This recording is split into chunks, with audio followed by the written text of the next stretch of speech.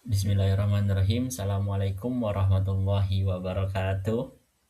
Alhamdulillahirabbil alamin. Wassalatu wassalamu ala asrofil anbiya'i wal mursalin wa ala alihi wa sahbihi rasulillahi ajmain amma ba'du.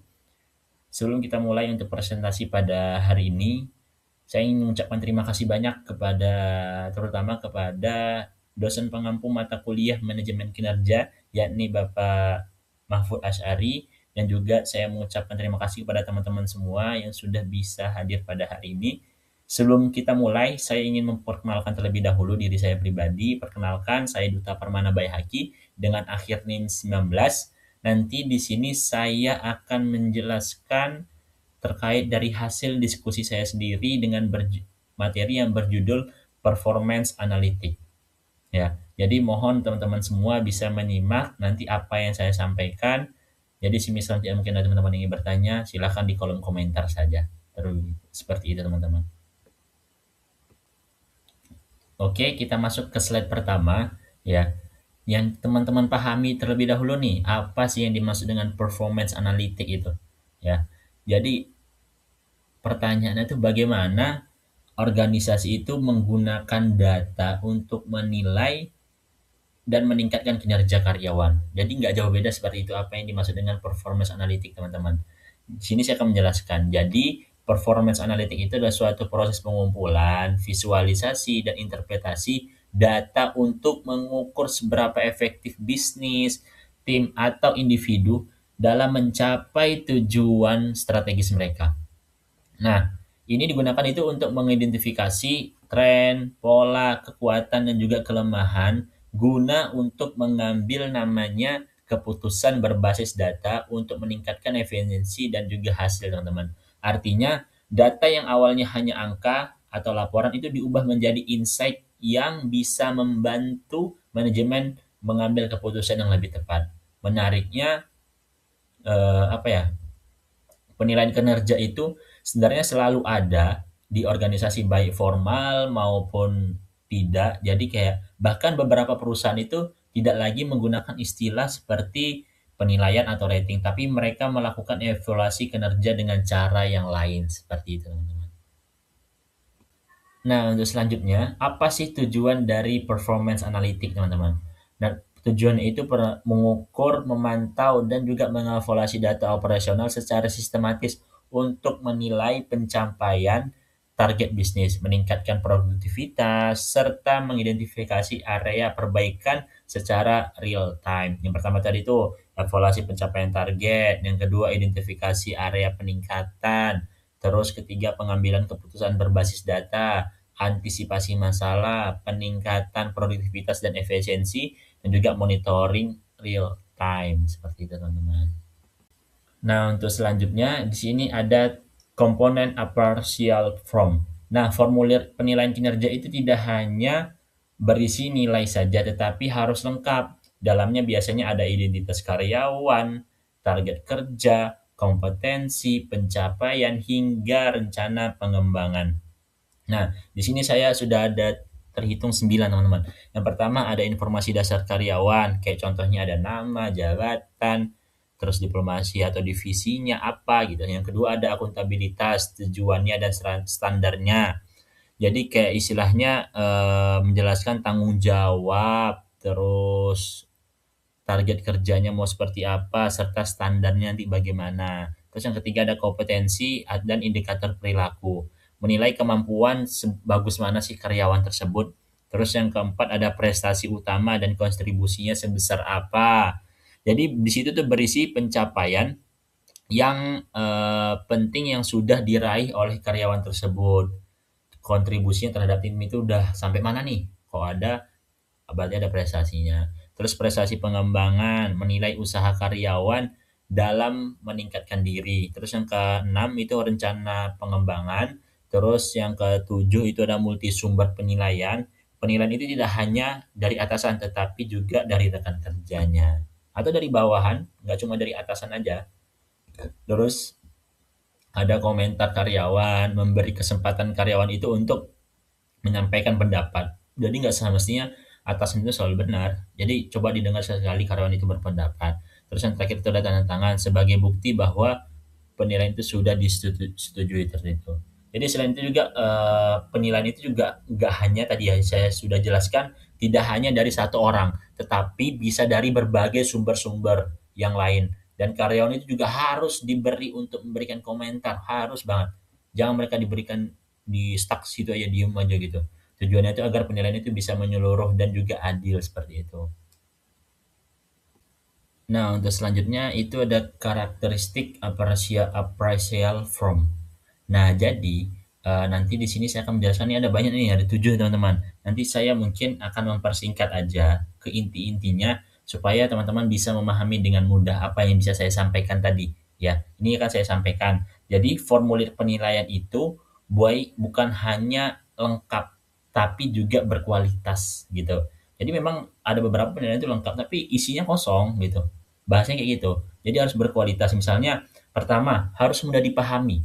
Ya, isinya itu seperti apa. Terus yang kedua itu relevan dengan pekerjaan, teman-teman. Terus yang ketiga berdasarkan perilaku yang nyata, ya, yang nyata bukan hanya sekedar tahu ini itu, tapi harus benar-benar nyata. Terus yang keempat fleksibel sesuai kebutuhan. Selain itu juga indikatornya itu harus jelas, teman-teman. Nggak boleh apa ya, kayak ngerawang-ngerawang gitulah. Bisa dikomunikasikan dengan baik dan tidak hanya menilai dari masa lalunya aja. Kita nggak tahu nih seperti apa dia sekarang. Jadi seperti itu. Jadi kita harus bisa benar-benar menilai, tapi juga membantu ya, harus bisa membantu merencanakan masa depan karyawan. Jadi seperti itu. Nah, untuk selanjutnya itu ada periode penilaian. Penilaian kinerja itu tidak dilakukan sekali saja, tetapi secara berkala. Umumnya dilakukan setiap 3 bulan sekali atau 6 bulan sekali.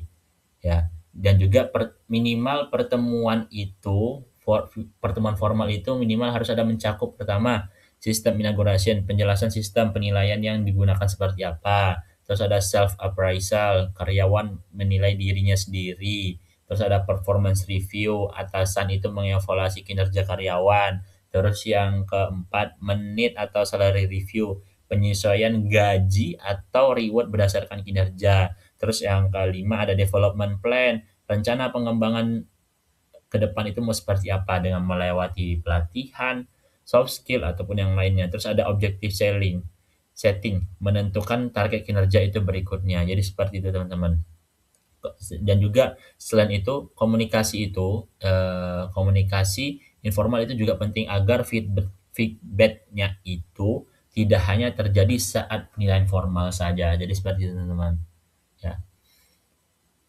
Dan juga check in informal itu penting untuk budaya feedback. Selain pendekatan resmi perlu komunikasi tadi yang saya sudah jelaskan seperti itu teman-teman. Nah, untuk selanjutnya sumber data kinerja teman-teman. Penilaian kinerja itu sebenarnya itu bisa berasal dari banyak sumber, harus bisa berasal banyak sumber, tidak hanya atasan, misalnya dari rekan kerja bawah, rekan kerja, terus dari bawahan, terus bahkan pelanggan, teman-teman.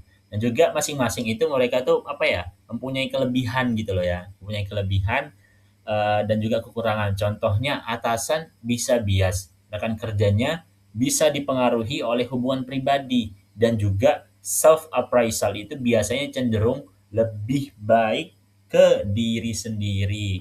Sekarang juga sudah banyak nih beberapa dari perusahaan ataupun organisasi menggunakan data digital seperti monitoring ataupun big data. Jadi seperti itu. Nah, ini sebelum kita masuk kesimpulan, jadi ada beberapa tantangan ya. Beberapa tantangan dalam prakteknya itu penilaian kinerja itu tidak selalu sempurna. Pasti ada aja yang salah. Sering terjadi perbedaan penilaian antara sumber dan itu sebenarnya itu hal yang wajar, teman-teman, ya. Hal yang wajar banget kalau misalnya ada kesalahan. Jadi kan perlu juga namanya dievaluasi. Dan juga selain itu ada juga di story teman-teman seperti inflasi nilai sengaja dinaikkan, terus deflasi nilai sengaja diturunkan tuh ada, pasti ada aja kayak gitu tuh. Pasti itu, nggak mungkin nggak ada. Jadi kayak ya begitulah teman-teman ya. Pasti ada aja yang terjadi hal-hal seperti itu tantangannya. Akhirnya kita sampai di kesimpulan ya, kesimpulan yang saya akan sampaikan itu yakni performance analytic itu adalah suatu proses yang dimana mengumpulkan, mengolah dan juga menganalisis data kinerja karyawan dari berbagai sumber atasan, rekan kerja, bawahan ya. Jadi benar-benar bisa ngambil penilaian itu dari beberapa sumber, nggak cuma hanya dari atasan. Untuk apa? Untuk menghasilkan penilaian yang lebih objektif dan juga akurat serta berkelanjutan. Dengan pendekatan ini itu sebenarnya perusahaan itu tidak hanya menilai kinerja secara berkala, tapi juga bisa memberikan ya feedback yang tepat, nggak salah tujuan, nggak salah target, menentukan keputusan yang baik, dan juga ada reward, ada promosi, serta merancang pengembangan karyawan ke depan secara lebih efektif ya. Tadi dengan ada juga training ya, dengan ada cara kita meet atau rapat sebanyak 3 bulan atau 6 bulan sekali gitu. Supaya apa? Supaya bisa mencapai target kita tersebut seperti itu teman-teman untuk kesimpulannya. Mungkin itu saja yang bisa saya sampaikan terkait performance analytic. Jikalau ada kesalahan dan juga kata-kata saya yang kurang berkenan, mohon maaf sebesar-besarnya. Syukron. Wabillahi taufiq wal hidayah. Waridho walinaya. Wassalamualaikum warahmatullahi wabarakatuh.